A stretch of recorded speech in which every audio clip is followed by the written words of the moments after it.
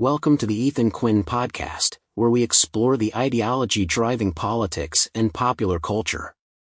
At a time when the truth has been distorted behind political agendas, knowledge is the only way to cut through the haze and understand what is really happening.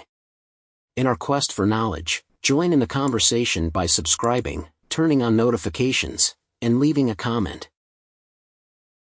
At the World Economic Forum in Davos, Switzerland, the chairperson of one of the largest banks in South Africa said it's time for African governments to get out of the way. She told the forum, "We need a better quality of governance across the continent. If governments just did one thing, govern better, we would probably take 2 steps, 3 steps forward." The chairperson happens to be a black woman, so she could make these comments without being called a racist or anti-black. However, some will probably still accuse her of internalized oppression. Suppose we can get past our current trend of not questioning anyone who is not a straight white man. In that case, we might realize that there is a lot the West can learn from the mistakes of African governments. There are 2 things I would like to point out that have contributed to the failure of African nations. Neither of them has anything to do with race, and they are both ideological, namely interventionist rule and the rejection of merit.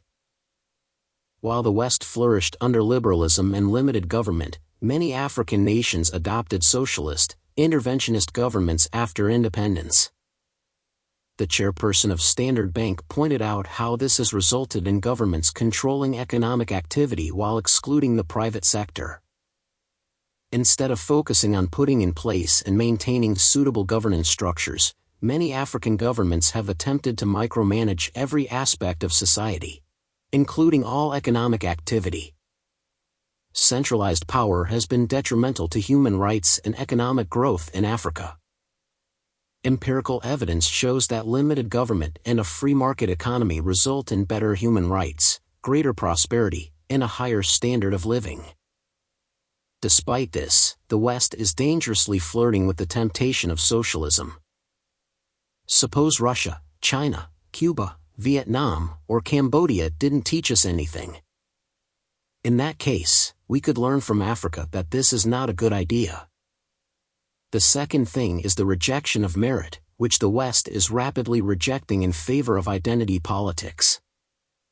As African nations gained independence, leaders often came from liberating forces who had fought against colonialism. However, they were often ill-prepared for the role of governance.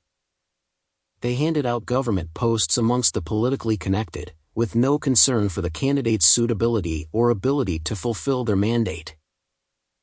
South Africa is a case in point. The ANC played a vital role in the abolition of apartheid. Still, as a governing party, they have been disastrous for the nation. For 3 decades, they have rejected merit and assigned vital positions based on political influence, nepotism, and corruption. Now the country is staring down the barrel of collapse, unable even to keep the lights on.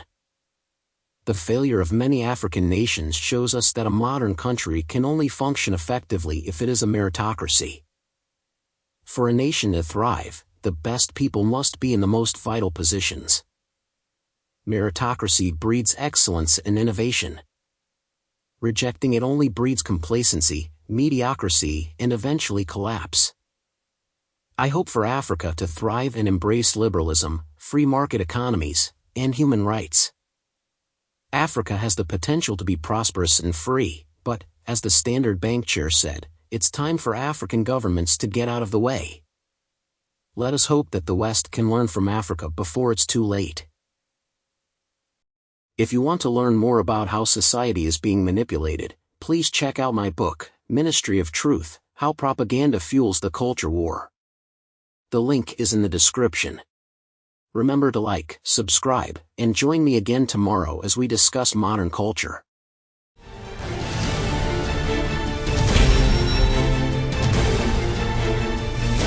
Despite the propaganda, this is not a struggle between people of diverse cultures, races, or genders.